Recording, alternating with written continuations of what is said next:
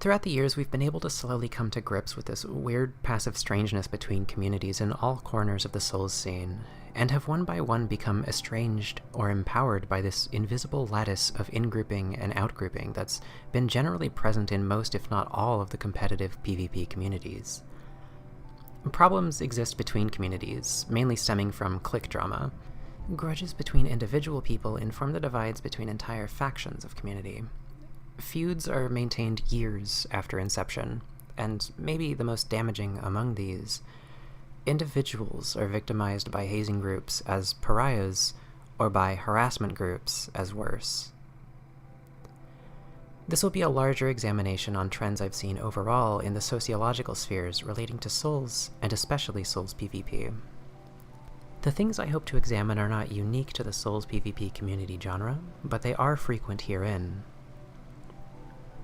I'll be examining our normalization of violence, specific social phenomena, manipulators, abusers, mobilized moral panic, and the tools used to socially destroy people, communities, and relationships. In this video, I'm going to try to describe something I can only call dark sociology.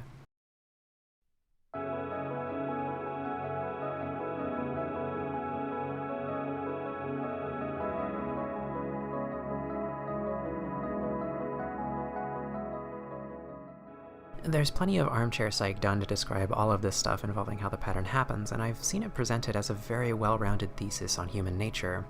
But I'd like to examine each of the social mechanisms in depth, as I've experienced them first, second, and third hand more than once, and I do feel they're nuanced and complex enough to warrant a more thorough look. The armchair psych takes I'm familiar with generally say, more or less, people don't want to change their perspectives, and people care more about the drama or spectacle. While these may not be arguably false, I think examining it in a social rather than an individualistic way is more helpful here. In order to examine the concept of what I want to describe qualitatively as a slow spiraling cult of personality, let's generalize a description for these communities as a whole, outside of any negative qualities. We can say that each group within this arcane and sequestered subset of gaming has these traits. 1. The group focuses on a more competitive version of the game's standard PvP mechanics. This is the most distinguishing or insulating factor between this group and outside ones. And 2. The group cares about the game, or at least cares about preserving their views on it or the community, and being recognized for those views. These views might be opinions about in-game mechanics, how the community ought to be formed, perspectives on factors in the community, or anything adjacent. It is a very broad trait. There can be any number of in-grouping factors, but these two are always present. This creates a spanning category of probably all communities that have existed in the annals of the larger competitive flavored FromSoft PvP scene, and not all of them collapse into the effect I want to examine. So let's narrow our focus with a third quality. As a note, I might end up using FromSoft PvP interchangeably with Souls PvP. Elden Ring and Bloodborne don't bear Souls in their titles, but I will always include them under the Souls bracket. 3. The community elevates and proselytizes for specific people, especially regarding historical status, clout, or in-game efficacy in 1v1 format.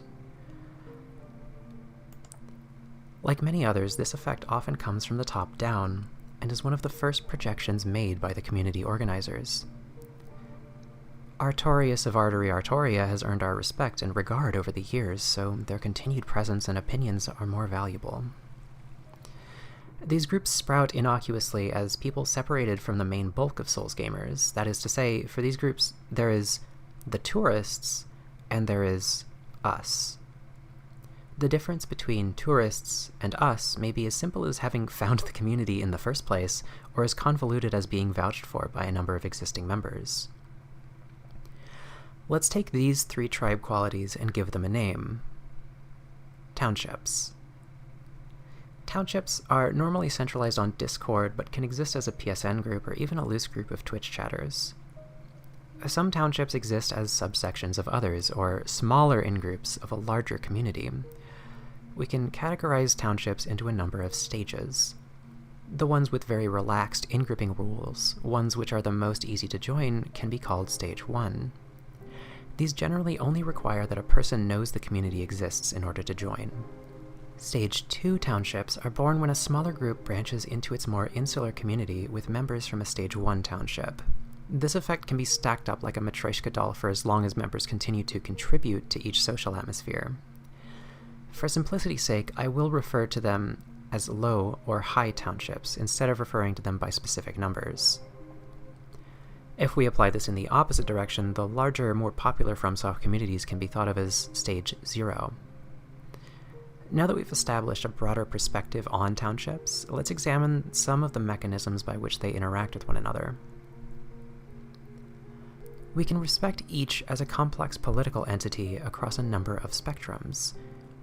These spectrums generally do not have anything to do with in-game mechanics, but in some cases the in-group might be determined by perspective on the game or mechanics. This is usually grouped with other, especially intercommunal political alignments, such as siding with a group with regards to a specific dispute. This effect is often assigned under a larger bracket of drama. We'll come back to that later. It's possible for a township to promote to a lower stage or demote to a higher one, and low townships can spawn from high, though usually this takes the form of a high township fissuring and attempting to replace or usurp a low township. This is especially effective during times of strife or social unrest, purposefully instigated or not. I have personally seen social unrest instigated for this purpose. In every case, the lower township must be largely recognized as obsolete or otherwise destroyed for this to happen. I shouldn't need to say it, but I will. Hurting a social space hurts everyone in it. Doing that for the sake of some singular call to arms is short-sighted at best and willfully harmful towards a lot of people at worst. Trying to destroy a space people feel safe in is an extreme action, and it should never be considered as a response to a personal vendetta or perspective misalignment. For our discussion, we'll be focusing on the effects high townships have on the social atmosphere, their flammability, and some of the ways they have been historically used to exploit people in groups for clout or otherwise. Let's characterize some of the driving forces behind some of these spaces and motives behind activity in them. Socializing with peers, being recognized within the social space, role fulfillment, brand growth, and game activity. Like other online communities, FromSoft PvP has a large number of strange people. In very high amounts, we see people with neurodivergences, non-standard identity, trauma, and otherwise social queerness. I'm using the term strangeness to simply mean anything that is non-normative. I personally fall under all of these strangeness brackets, and I hit a couple of them more than once. Being strange is not a bad thing. In fact, I would argue the scene would have a lot less magic to it without the amount of strangeness that it has. I wish very much to help people embrace the strangeness of others. It is a uniquely enriching experience to be a part of someone's honest expression, and I think promoting that is one of the first steps of having a healthy space to be a part of. This is a good segue into the natural opposite of doing that. The other response to strangeness, especially if it's seen as less acceptable, is to spectacleize it and form it into an outgrouping tool.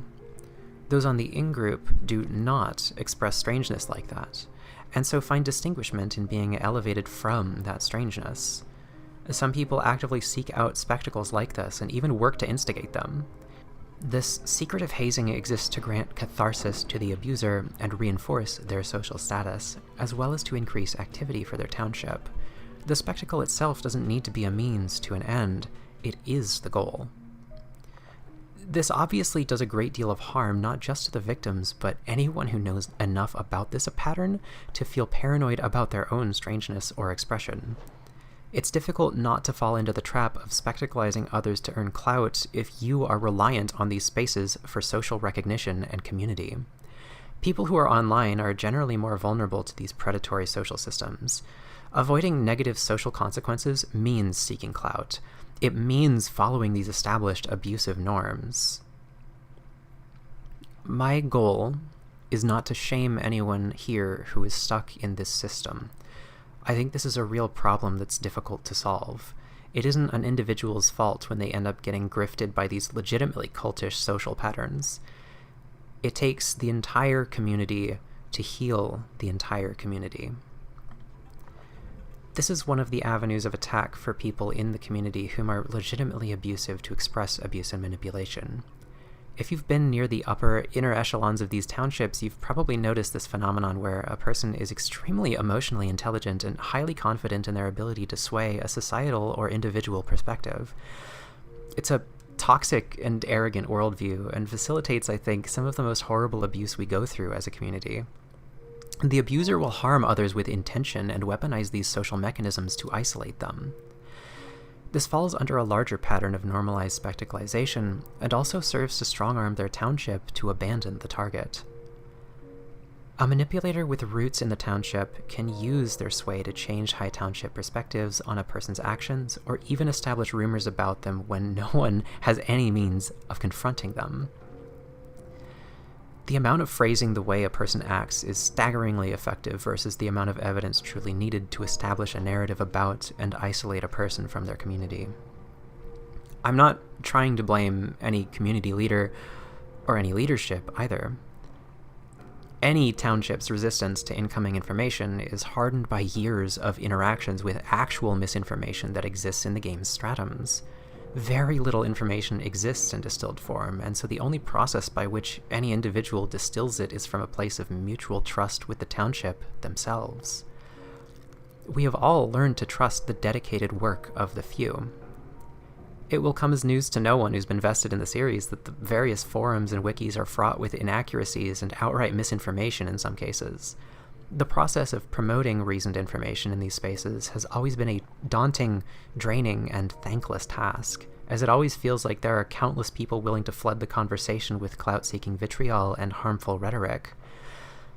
In its most primitive form, a township will only know to react to these things with the same kind of vitriol and violence, but generally our communities are at least a bit wiser.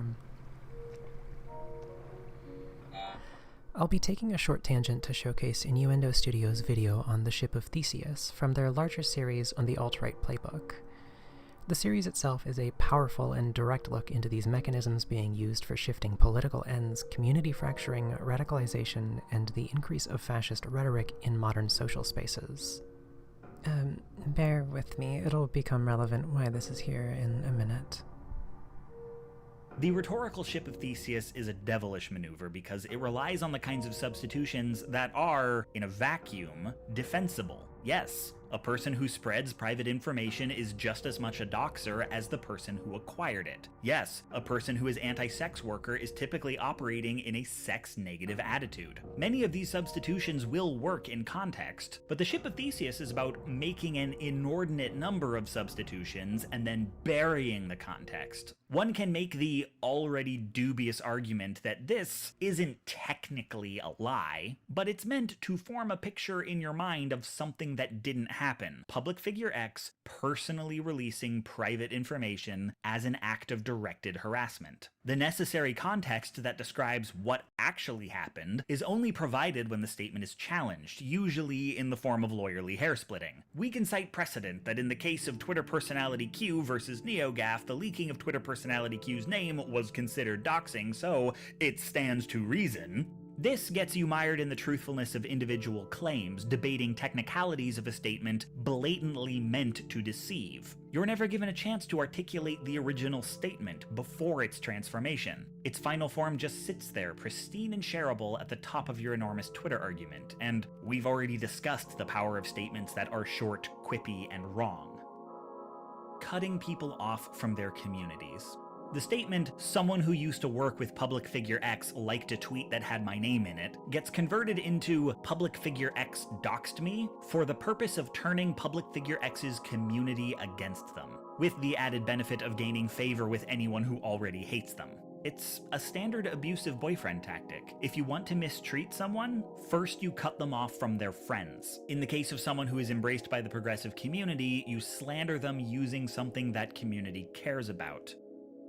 More than most things I've covered in this series, these are tactics I've seen across the entire political spectrum, most especially number 3. Liberal, conservative, progressive, reactionary. This is a thing bad people do, even on the left. Someone with good politics isn't necessarily a good person who won't use the rhetoric of social justice to rationalize shitty behavior. The rhetoric is specifically designed to combat this, but it's not airtight, and there's nothing so special about progressivism that makes us immune to abusers and opportunists. The far right is perfectly happy converting an attack or a bad argument into whatever they think progressive language sounds like, and bigots on the left are perfectly happy sneaking transphobic arguments into feminism, but the left by and large will not touch conservative language. I'll be putting a link to the video on the ship of Theseus in the description, as well as a link to the full alt-right playbook, which is a very helpful watch for interacting with online discourse and social structure, as well as informative for other reasons. It's extremely unlikely for a newcomer or outsider to deliver a belief which conflicts with the townships. This unlikelihood becomes an impossibility if one person among the central circle is in direct vocal opposition. Even existing members would have difficulty confronting something most of the central circle has previously been swayed on. Even a community leader sharing a space amicably with an abuser is just as likely to wordlessly disappear rather than challenge a single belief held by the inner circle. Even if they're not subject to the same behavior now, this might reflect as a black mark on their loyalty and be used to sow distrust towards them later. And even without an abuser present, it still risks a Lord of the Flies scenario. The type of abuser I will be attempting to explore is by no means the only kind we've had to deal with, and more work needs to be done on a lot of other fronts to protect our most vulnerable community members. But I think those of us with some experience in the scene are generally aware of this phenomenon, and it's not any less worth taking seriously. Manipulation and abuse is extremely easy from a position in this central circle, and extremely difficult to root out. Whatever the circle has been prefigured to believe becomes the only conceivable reality, and this circle will use all tools it's used to in accordance with these beliefs. Usually, it's not even necessary to have more than partial agreement.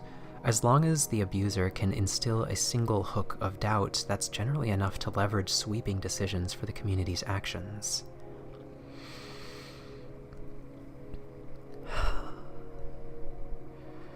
As a hypothetical, imagine a high township for Dark Souls 6, the newest FromSoft title. This township has several players from a previous game, Armored Wrong. These players were all recognized in previous townships as being tournament winners or otherwise recognized for ability or social clout. They have good rapport with one another and passively agree on many social disputes. I want to be clear that this example is illustrative in nature and does not represent real events nor real people. Let's invent a manipulator who exists in or nearby this circle and name him Oak. Oak has good rapport, and generally is considered a friend to many people in the Dark Souls 6 scene, and his position is well respected in many private social spaces. Oak interacts with dozens, maybe hundreds of people. When his abuse manifests, its purpose stated is accepted by the inner circle, which is shouldered and then translated into the township's behavior. Oak himself may be convinced that his actions are positive for some goal, such as encouraging social activity through spectacleizing a victim, or removing a problematic figure through means which circumvent normal channels. Otherwise, Oak may be acting in retribution to perceived aggressive actions taken towards him, intentionally starting and maximizing negative viewpoints or rumors about the person, and characterizing that person's affiliations under that same lens. Oak may also be acting out of a darker patternistic, controlling abuse. I'm going to read a bit from The Abuser's Guide to Transmisogyny, written by Wyatt Fractal Starlight. This guide is a work of Machiavellian satire from the perspective of an abuser, and it does a very good job at illustrating patterns of manipulative abuse and exemplifying some of the behavior Oak may follow. This behavior is not limited to targeting trans women, but due to social and political stigma, we're much more likely to be targeted by it, and it's typically much easier to use it to target us than it is to target others. This guide includes topics ranging between abuse, predation, and accusations of grooming and pedophilia. For viewers who prefer not to be exposed to this content, I'll leave a timestamp to skip this segment, which will remain in the video throughout.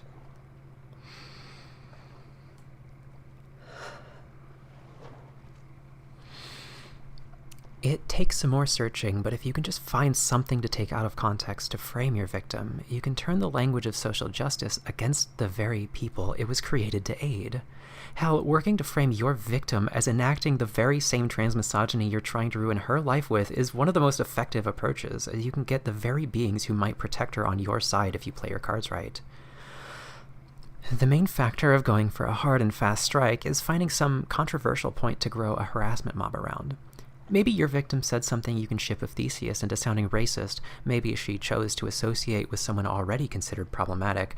Maybe she even just posted about some sort of kink or sexuality, and you're going to bend that into her being a rapist or a pedophile. The last approach works best of all of these, as society is always primed to see trans girls as pedophiles. The TERFs already did the work for you on that front. But even if any sexual allegations aren't your centerpiece seed, they can do wonders as an extra spice, a perfect excuse for, if you support my victim against me, you're supporting pedophilia attacks. You can take special advantage of people being extra willing to attribute any wrongdoing to a trans girl. She made a comment against prisons once. You can frame her as a fascist sympathizer based on what the fascists should go to, and no one will check. You don't even have to have any vague, remote excuse. Just making evidence up for your crusade is a beautiful way to stack on the hatred, and pulling accusations from every category helps solidify your accusation of your victim as inherently sinful, like society always primes everyone to want to do to any trans girl they see. Framing your victim as unclean in some way or another is a perfect way to isolate her. Regardless, once you find some seed composed of as many vaguely controversial things as you can find or create, now is the time for the actual strike. As mentioned, this does well to have patience on, as a more recent bout of controversy around your victim will make people less suspicious of your motives. You can certainly drop the call-out post bomb on her at any point, but if you do it at any random time, it's far easier for your victim to call attention to, why are you trudging up past grudges out of the blue? This is, of course, exactly what you're doing, and you do not, under any circumstances, want people to realize that. Try and get yourself a couple allies who are willing to amplify your attacks. They need not actually know your more sinister intentions. Arguably, they're even more effective if they think they're doing actual justice. One way to try to get allies on your side is to encourage everyone near your victim to abandon her, lest they be just as problematic as you've claimed she is. You can also try and build up a martyr narrative of her being the real attacker here. Make appeals to some silent majority that supports you and are oppressed by your victim, no matter how fake or non-existent any silent support may be. No matter what resistance any of your victim's support network gives, stick to it ardently and build up a whole small movement if you can. Of course, if you have a lot more patience and don't mind taking a while to truly destroy your victim's life, try taking a slower approach, as it puts you personally at far less risk and can be far more effective. While attacking her in the long term from the shadows, you can push a lot more subtle and sinister points against your victim without having as much potential for her to push back against you. Disgruntled ex-partners of your victim are brilliant for this, as it's very easy to convince them that we weren't good partners for each other is the same thing as she is inherently abusive and I need to get rid of her. Play up the pain of your allies in recruitment, no matter how petty, and try to direct it towards desiring harm of your victim. Of course, your allies don't just have to be those with personal grudges. Many communities have self-ascribed anti-pedophile crusaders, and these are a valuable resource considering how easy it is to make someone see a trans girl as a sex criminal. Recruit them by leaning into a narrative of how your victim protects pedophiles in community. If you construct a narrative of your victim puppeting the community from behind the scenes, you can lean right into the fascist playbook of portraying your vulnerable victim as the puppet master. Trans girl victims are often very liable to blame themselves if people are driven away from them. So if you play your cards right, your victim won't even notice if people start slowly abandoning her on your allies' urging. In order to get this sort of thing to stick, it's important to lean into the just asking questions nature, to hide the full extent of what you're doing.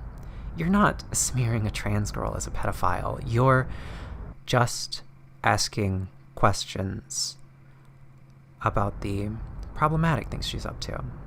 The fascists often speak of hiding their power level in their rhetoric in order to convince people who might not be as on board with the open evil, and you'd be wise to take their lead to keep allies who might think they're still doing justice on your side. Levy your already long-prepared whisper network to lean into the, she was already problematic, and now she does this? Why are you still friends with her? Someone who abandoned your victim in a flash flare of passion at the call-out, calling her evil, might repair it, but someone you've caused to naturally drift away from your victim might never want to repair it. Your isolation can be complete if you play the long game, and likely drive your victim to take her own life from the loneliness, at very little risk to yourself. Society already has everyone you're going to try and recruit primed to view trans girls as sexual abusers in hiding, so accusations of sex crimes will function perfectly to discredit your victim. You do well to find some seed you can frame into an allegation of sexual assault or grooming to start with, as that is the easiest one to get going. And perhaps your victim has a disgruntled ex who you can convince of their false victimhood, or perhaps your victim once talked to a minor who you can convince that they were groomed. However it is, while it helps to have a supposed victim of your victim to justify your attacks, you certainly don't need someone real. A vague, multiple people have told me she abused them can go a long way, as the vagueness makes it nigh impossible to fact-check and cast doubt on anything your victim says against your attacks, as you can frame her own retaliation as abuse itself. Of course, you don't even need a made-up victim to accuse your trans girl victim of sexual impropriety. If your victim is into any sexuality at all, she's likely to have some kink or another that is vaguely controversial enough to accuse her on. Never mind that it's between consenting adults. If you frame it as thought crime, if you frame it as sin, it's very difficult for your victim to actually defend against it. Really, literally anything you can imagine anyone having any conceivable level of problem with can be reframed into your victim having committed some unforgivable sin only solvable by exile. If you lean into it enough, anything can work for your desired life destruction, as people are itching to get rid of trans girls in the first place, and at its core you can tap into that with anything.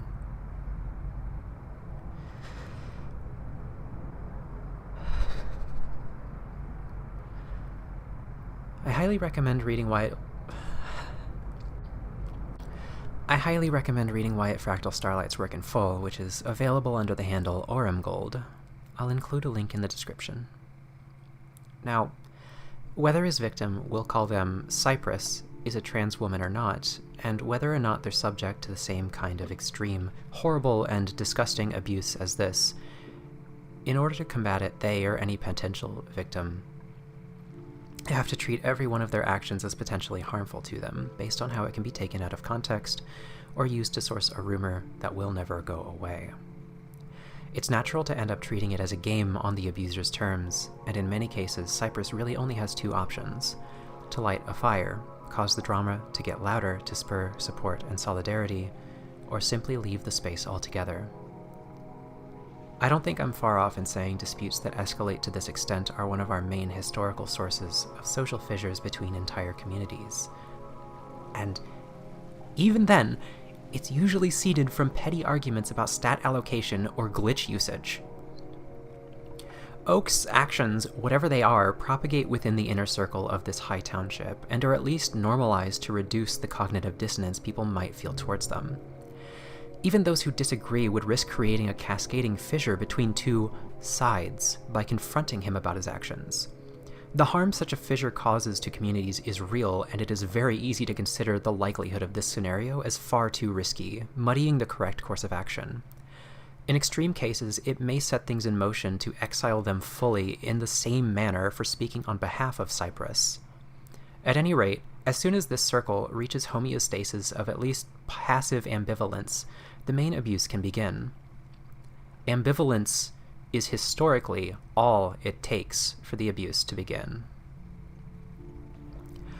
Oak, and any number of people convinced to help him, propagate this behavior and translate this pattern of normalized abuse in the township proper, and may spread it to other circles of trust.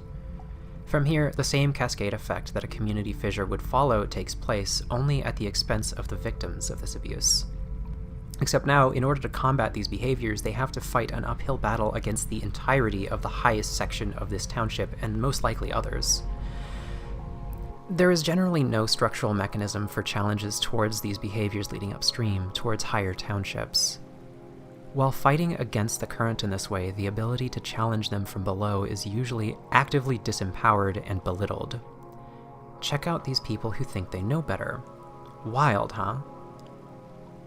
In this case, and many others, the central circle is extremely resistant to being challenged, and even in cases where they allow the challenge to be validated, they will generalize responsibility to the community itself or towards the victim.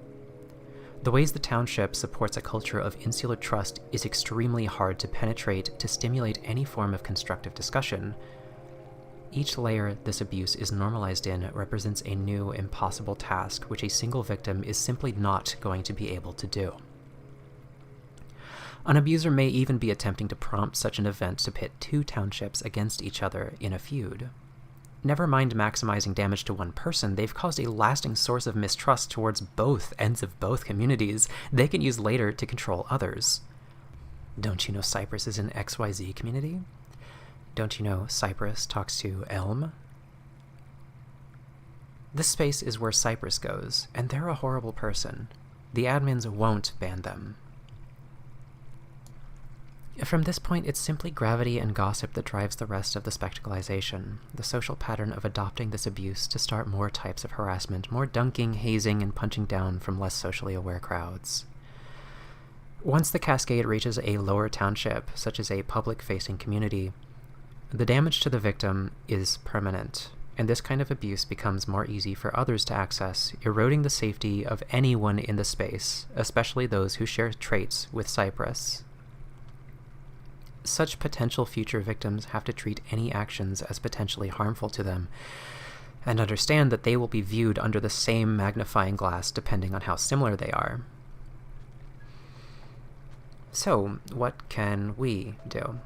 How can we help Cyprus if we don't agree with what's happening to them? If we want to raise awareness for the social issues it causes? Well, honestly, I'm at a loss. There are several pitfalls if you're committed to this. Starting a conversation at any rung on this ladder can eventually cascade into the same effect that's happened to Cyprus. It's much more likely that faction forming against your actions and your affiliations will be accelerated if an abuser is present in the inner circle, even if this abuser didn't have anything to do with the initial events. You and your friends are at risk of the same thing happening the moment you speak up. I would like again to clarify that this example is illustrative in nature and not in reference to real events nor people.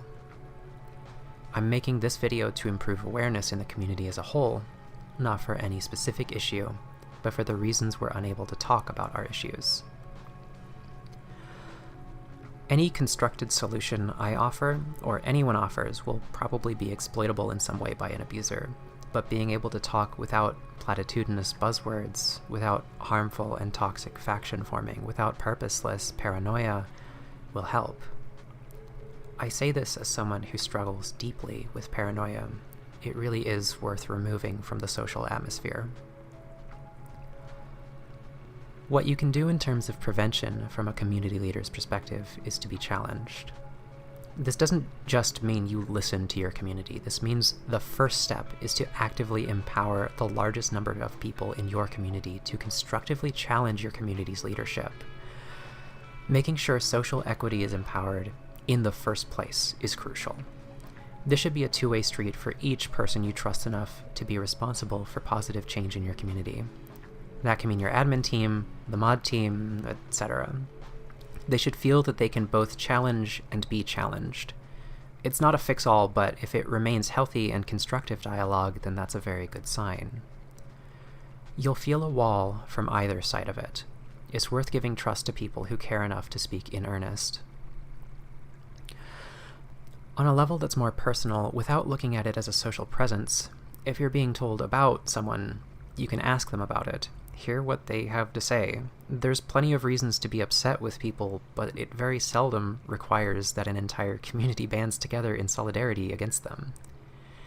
Be extremely cautious around this style of social organism, and try to examine if the issue it seeks to resolve really does require that level of solidarity. One of the most immediate things to identify about that sort of pattern is that the victims should be prioritized first. There should be focus on preventing harm and pressure from reaching them. This organism is in a position to cause just as much harm by putting them in a place that's uncomfortable, pressured, or outright manipulated to serve someone's perception of justice. This sort of behavior can be as damaging and coercive as a more direct abusive relationship, and using anyone declared a victim in a way that's demonstrably coercive in order to harm someone else is probably the reddest flag possible. Listening to victims of abuse means listening for this kind of abuse too.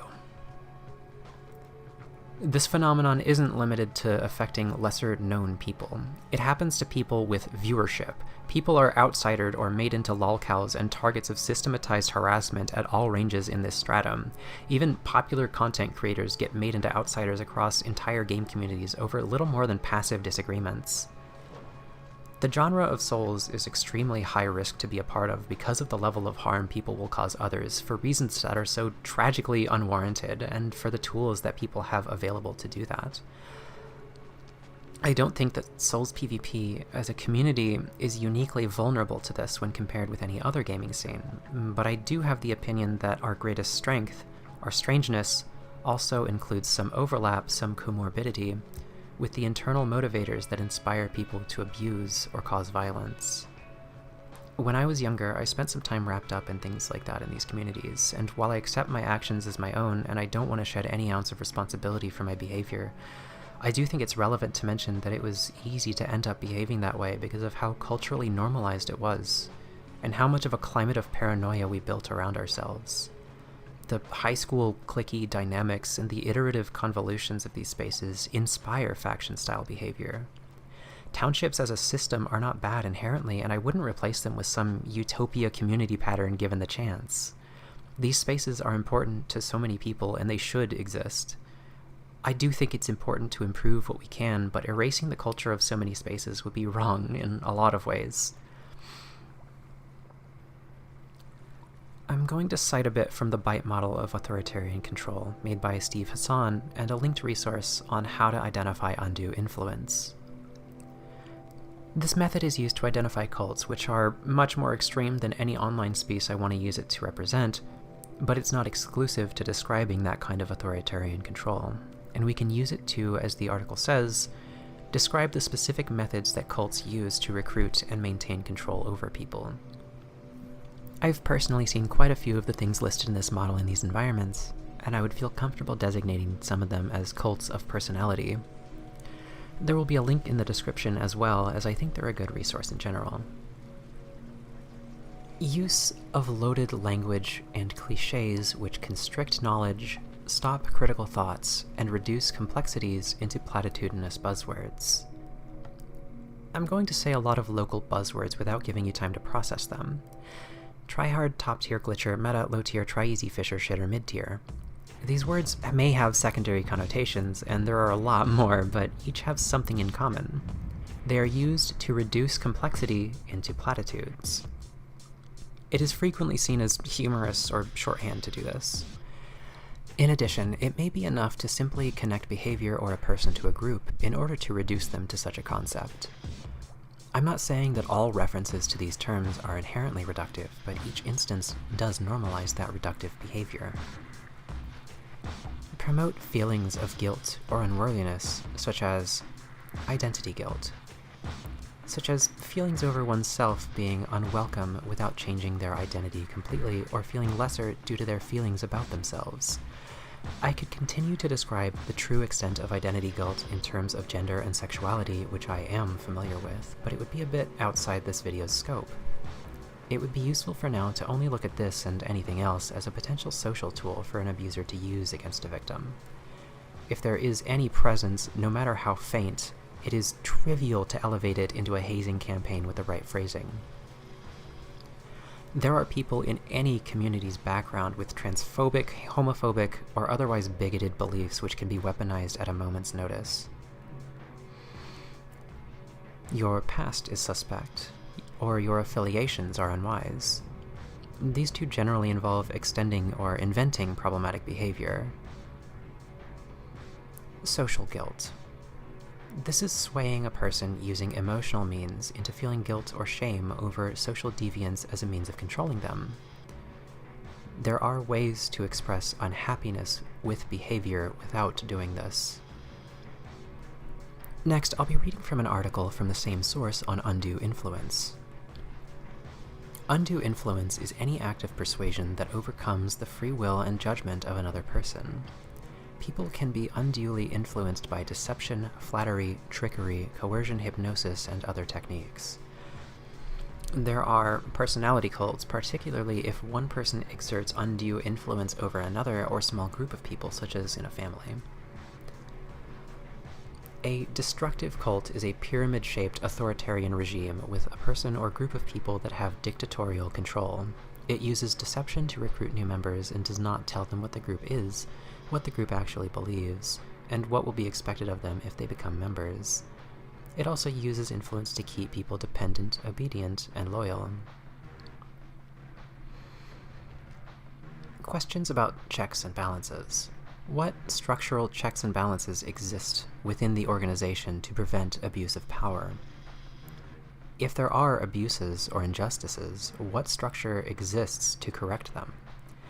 Is there a code of silence against unethical behavior of leaders? We're a bunch of friends who play video games together. The further we get from that, the further we get from mutual respect and being able to hear one another, the easier it is for tragedy to happen and for us to get used as pieces in someone else's game. I used to play that game. I've won it and I've lost it. It was never worth what it did to me and my communities, my friends. I want to invite everyone else to set it down too, so that we can get back to what's really important. These spaces, these games, these cliques are beautiful. That deserves to be something we can be empowered to come together on. We should each be empowered to enjoy this world we've carved from marble, from jank, from over a decade and a half of turgid sludge. Awareness is always the first step. We need it to be able to heal. I hope that at the very least I've inspired someone personally to reach out to one of their friends who have been hurt by this stuff. Maybe it was township stuff, maybe it was something more sinister. It hurts a lot when that happens. And it helps when someone shares a little kindness and a little trust. I also hope I've delivered a sense of responsibility to high townships, not in any way that I'd consider myself an authority over those spaces, but in that I can help them gain a sense of awareness over how destructive lashing out can be. How destructive it always has been when a high township decides something can be considered a challenge and reacts violently in response. How harmful one abuser in the right place can be.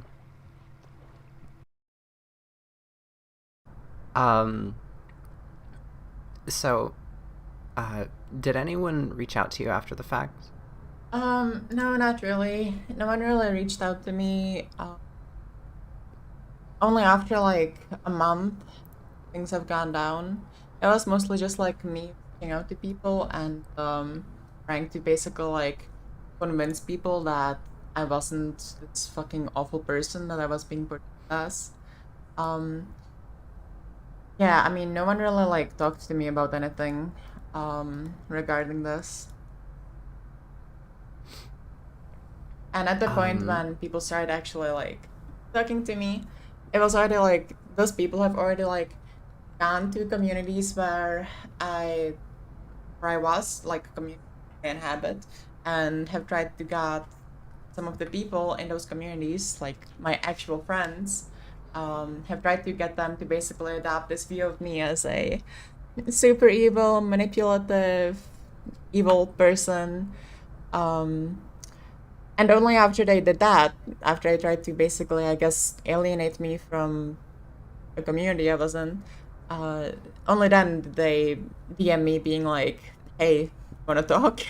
And at that point, I was like, no, I don't wanna talk to you. Why the fuck would I talk to you? You just tried to like make a bunch of my close friends hate me. I'm not talking to you. Did you feel like when you were arguing on your own behalf that you received like retribution for it? I mean, so after the fact of what happened, I kind of got just like banned from every space. Kind of, I got banned from like all the major Discord servers that I was in that this drama was related to. So I didn't really like have a opportunity to even retribution for arguing on my own behalf because I was already removed from all of these communities.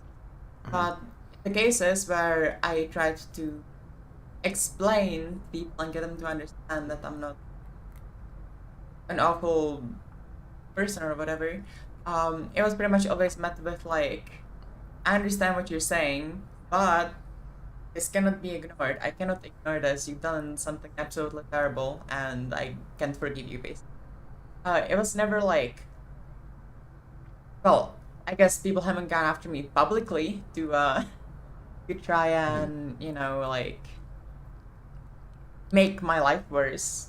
I mean, in the previous question I mentioned, like, someone DMing someone I was associated with, basically trying to convince them that I was, you know, a terrible person. I was never like, there wasn't an opportunity for it to be an active retribution. I did, however, get banned for being in Twitch chats. Simply because my name was on a viewer list in Twitch chat. I basically just got like banned on site by the mods of that Twitch chat. No, like I remember being around generally for the first like part of that. Well, like, I mean, obviously I've been kind of following it the whole time, but like during the first part there was like at least one conversation that just like went nowhere that you had that was like extremely frustrating to look at. Yeah, so that was the conversation between me and the it ended up being just me trying to argue for myself, and I didn't really have all the, I guess, evidence on hand at the time. I just, you know, I had things pointing towards like my side of the story and stuff that I presented to those. Well, like they didn't have evidence either. Like, yeah, the thing is, it was not just your like, fault. no, that's the fucking thing. Like, it was literally just like them interpreting like a fucking, like, what is it, 10 screenshots or something? 10, 20 screenshots in a fucking document from a single person. So, like, fucking, it was insane because it was claimed that I heard like tens of people, when in reality, the document presented screenshots from one person. Yeah, like it was fucking insane. The fact that the conversation with the mods was so fucking drawn out, and that they basically refused to even consider or look into anything that I presented, just claiming that it was like me versus them, you know, that I just didn't present any evidence, and it was like opinion versus opinion or whatever. There were like no facts, I guess. So they just chose to go with the side of the story of the person who was trying to slander and smear me, and kind of just went with that and didn't bother looking into it any further. I had to message everyone that I've ever talked to about this. No one messaged me. I was banned from everywhere overnight. Yeah. Coincidentally, on the actual like day of my flight, it was literally about 7 hours before the flight, and I haven't slept yet. This is something that I said in public. I said that I would be flying that morning, and this document was released at like 4 or 6 in the morning for me. So I guess they thought I was asleep. I literally only knew because of this, because a friend of mine messaged me saying that basically on my side in this, and I was like, wait, what? What are you talking about? My side in what? What happened? Like, what the fuck? Fuck. And only then was it fucking revealed to me that, all this fucking shit went down. And I log onto Discord, and lo and behold, I'm fucking banned from like 5 servers at once. So I didn't sleep that night. Yeah. Oh my gosh. So that was the first that you had heard. It was just like somebody contacting you and saying, hey, I support you, right? Like through this. Yes. No one has bothered to message me about this before. I was kind of just, I guess, assumed guilty until proven innocent, I suppose. Yeah, and so, like, for none of the things that, like, people were saying that you were banned, removed, stalked, hazed, harassed for, none of those, like, reasons were ever brought to your attention before as, like, hey, we're having a problem with the way that you do this, and we're gonna have to, like, ask you to not do it this way, or, like, that just wasn't a thing. No. Okay. None of the people responsible for what was done to me have ever come. That's funny out of context, but none of the people responsible for what was done to me have ever come forward and like actually talked to me about things at all. It was never mentioned to me by mods or by the people who actually made or orchestrated, I guess, the drama I was involved in. Yeah. I remember, like, afterwards when I was talking to people about that doc, they would just flatly ignore anything I said with a blanket, like, yeah, the doc was a bad idea. I know that the doc was a bad idea. And, like, that's the that's the response that I got basically every time. No one was in support of that part of it. But then they would go on to, like bring up some time you were like giving advice on medications or like I don't know, just like explain you away as deserving of it anyway, like as a way of blaming you for that shit and for like all of that, and that was pretty fucked. Yeah, well, I mean, I think bringing up that I advised someone to take antiemetic, which against vomiting, antiemetic medication, because the person in question was throwing up blood, COVID. I don't think that is really grounds ban someone. Obviously, that's not everything that I was banned for. One of the reasons that I supposedly was banned, well, I mean, I was banned, but the actual like reasons that I gave forward for me being banned are also, of course, invalid. But specifically that, like, is fucking ridiculous to me that someone could even conceive of like bringing that specific thing up as a reason to fucking remove me from the gaming community. It's quite absurd. I honestly couldn't like help but laugh at that, like. Jesus fucking Christ, you really have to be like scraping the bottom of the fucking barrel to come up with a reason like that. It's like was there any animosity between you and anyone particular that you think predicated this stuff? Yes. Subject of the document, basically. They used to be included in my friend group that video games with. I mean, we were good friends. Out of all the events that took place and the stuff I'm personally most confused about, it's why like actively transphobic rhetoric and opinions were platformed like in that document and used to harm you, and like also promoted in the spaces, just like basically thrown at you. That was like the earliest red flag.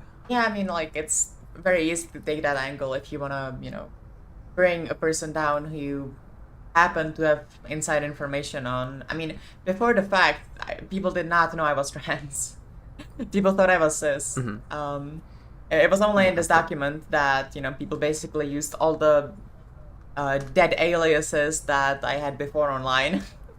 So Yeah. It was very nice seeing a name once I opened the document that I haven't seen for 2 years. So, my own dead alien. Yeah. Yeah, but I mean, it just makes sense. Like, if you want to harm someone in this way, it does make sense to lean into the rumor, rhetoric, or whatever, So it's definitely like it was an easy angle for the people who've done this. So basically, in order to bring forth any evidence that this whole drama was like slanderous against me and was not something legitimate that people should be concerned about, I had to go basically ask people for, screenshots of DMs, screenshots of group chats, etc.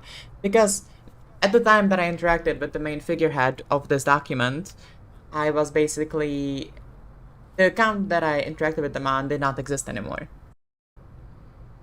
But no, yeah, I mean, for evidence, I had to basically go through server logs. I had to go through other people's DMs because I did not have access to my DMs with her.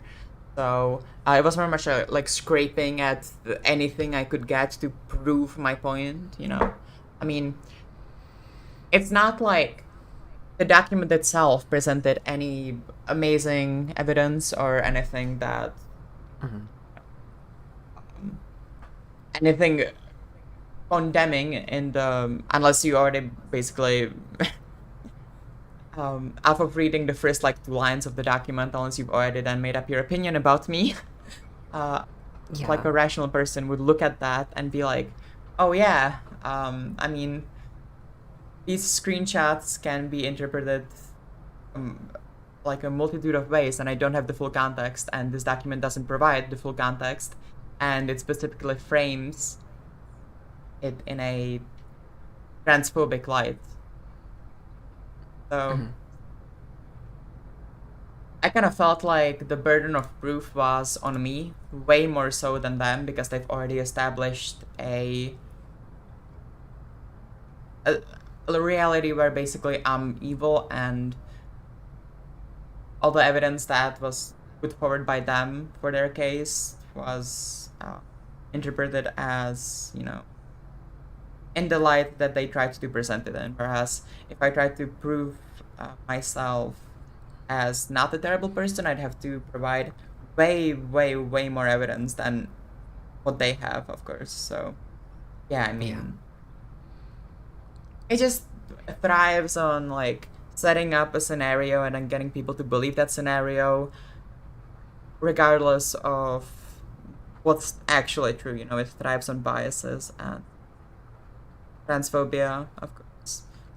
I definitely remember like feeling at the time that like a lot of the stuff that I was seeing was very out of context, like extremely out of context. And while like even at that point I was like in this like superposition where like these two vastly different stories are being told, right? Like there's on one hand like you obviously, and like on the other hand there's this like completely different like world that these people are living in and explaining to everyone else, and like sharing these like again really out of context screens in order to explain that exists, but it's not it never really was about the like the evidence. It was about making sure that everyone lived in this like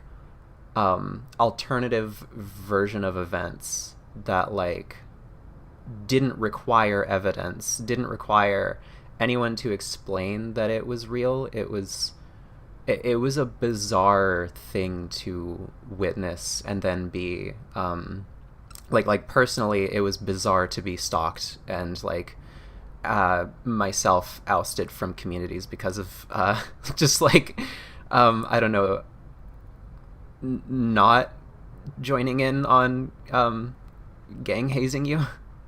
Yeah, no, like the ousting from communities was kind of surprising even because I would just like open a random Twitch stream or try and check a random Discord only to find out that, oh wow, I'm banned here too. That's cool. You know, so Yeah, there are people that I have never met who have like been told like really extreme things about me, and like I remember one time joining a stream, and like I obviously don't have the same experience where like I'm not banned everywhere. I think that people are like more cautious around me because of like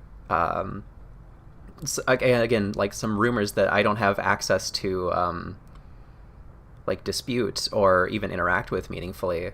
But like I remember being in a friend's stream whom I've known for like at least a couple of years, and like a person in VC was like, "Is that, yo, that's a criminal?" Like, that was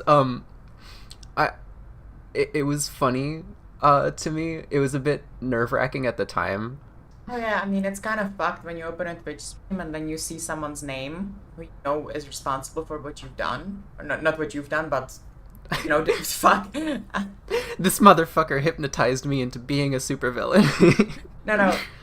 It's kind of fucked when you open a Twitch stream and then you just see someone's name in the chat and you're like, oh fuck, this person helped orchestrate this against me. Fuck, I don't want to be here anymore. And you kind of get like the anxiety and kind of, I guess you get scared as well, and then you close the fucking stream. Yeah, I don't think that should happen to anyone. So the main thing that I would have done differently if I was on the other side of this, if I was trying to, you know, eliminate me from as fast as possible, I would not have released anything public. I would have basically made chats. I would have gotten moderators of all the, you know, most popular Discords, Twitch streams, etc., to just ban me. And I would make it known in the community that, you know, I was evil. I would have framed myself as terrible. I would have said that no one should ever talk to me or listen to me. You know? The main thing that they just fucked up on was, you know, making a fucking Discord channel with 100+ people at it, some of which completely non-related to this, and just hitting an at everyone and, hey, this person is a fucking villain. Because then you expose yourself to, well, first off, you expose the people who've made it. So if if it wasn't known who fucking orchestrated and made the document, then it would be, I would have a way harder time trying to defend, obviously. So I would not have done that. And I mean, yeah, I would just not have fucking really. I mean, quite frankly, I'm not gonna say the drama didn't affect me. It definitely did. Like, I felt very sad. I was not happy. I was disappointed that it was done to me. I felt hurt. I felt very angry. I felt extremely angry at the people. I haven't felt that angry in a while. But no, yeah, I mean, I kind of just went away over time because I don't fucking care that of playing Elden Ring. You know? I don't give that much of a fuck about Soulsborne PvP in my life or whatever. I guess it was really when they tried to go after other communities that I was a member of, that I was like, okay, well, this matters way more to me. And that's really like when I made my mind up about these people.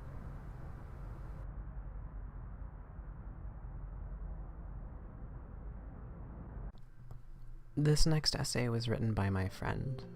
I had been around for her exile. I was even brought into the Whisper Network used to hurt her, and believed for a long time the narrative that was fed to me surrounding the spectacle. I can say with certainty that I trust her now with regards to those events, and I have no reason not to give her the benefit of the doubt. The content in earlier parts of this video should explain well why I have trust. She wishes to be referred to here as Karla hat enjoyer with Astora and Softswap Chaos Dagger.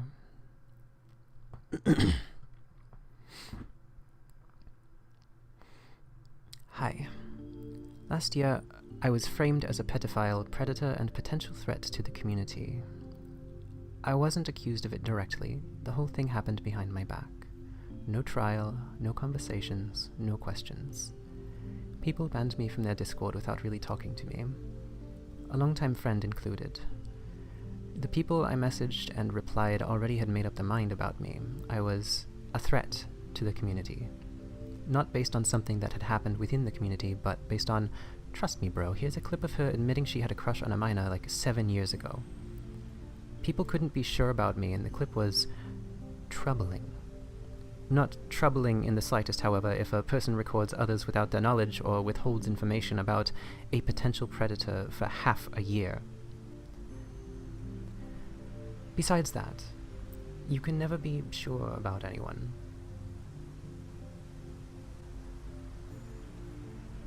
There is a nice German saying regarding that sadly doesn't translate too well into English. You can only look at people's foreheads and not inside. If you are not sure about a person, there is actually something you can do to clear things up. It's called talking to them, preferably with an open mind. Seeing someone as a Nazi murderer or pedophile for that matter makes it easy to cloud your judgment and dehumanize them. The avoidance and silence of others made me question myself, because in my head it gave legitimacy to the claims that were made about me.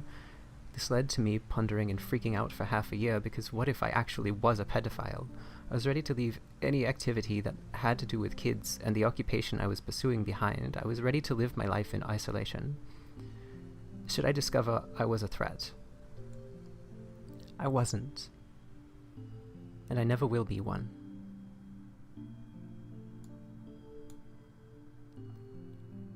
There was never a concern about me being a threat in the first place. No one actually gave a shit if I did anything.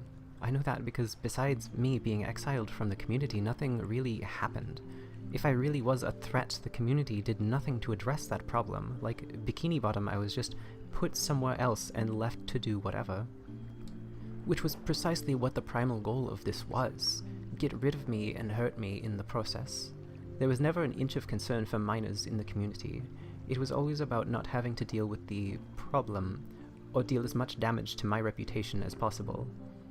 I have seen messages of people I've never met or talked to calling me a groomer or pedophile. I was witch-hunted. I was not the first one, and I won't be the last one if this topic is not addressed properly within the community. 3 people from the community actually reached out, and I was very thankful for that.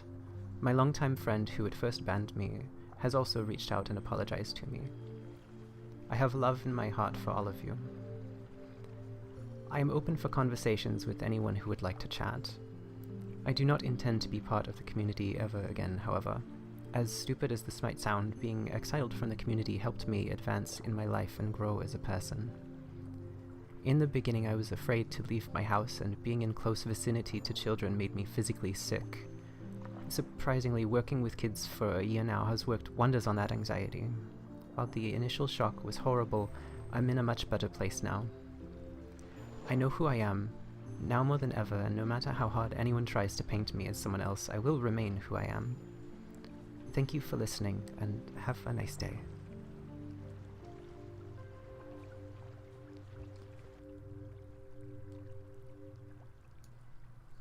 In a perfect examination, I would like to talk about the damage gaslighting and coercion does to victims of abuse where it happens like this, as well as the harm it does to people who were coerced into joining in on it, but this video would be much longer and probably never finished if we tried to include everything.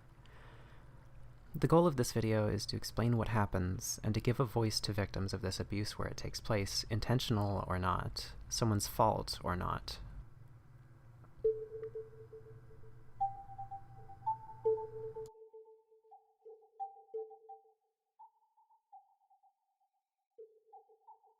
The past few months have been very difficult for me. Originally, I wasn't going to talk about how I felt in this video, but I realized I was treating myself as an object to do that. I'm every bit as affected by this stuff, and as much as I want to see myself and my feelings as outside of it, that's just not how it works. There was something that prompted me to make this video. and I don't need to treat myself like I need to be an unbiased observer. I'm afraid to talk to a lot of people I still consider my friends. Not just because I'm afraid of being hurt again, but because I'm afraid of anyone who talks to me being hurt like I've been. I've had my safety directly threatened more than once over the cascading events. I've been sent death threats, stalked, smeared, harassed, and I cannot feel safe around a lot of spaces. I'm familiar with a number of elaborate rumors about me, which I do wish anyone would have fact-checked or reached out to me about. A few months ago, I spoke privately about an issue that was important to me regarding transpositivity, DIY HRT, and the sexualization of trans women simply existing. Stuff happened to one of my friends that could have realistically happened to any single person with enough phrasing and enough abusive manipulation, and I put in a lot of effort to try to fix the conversation about her. But that didn't work, and I started noticing whispers about me. Weird stuff, weird paranoia about my motivations or the challenges I put forward.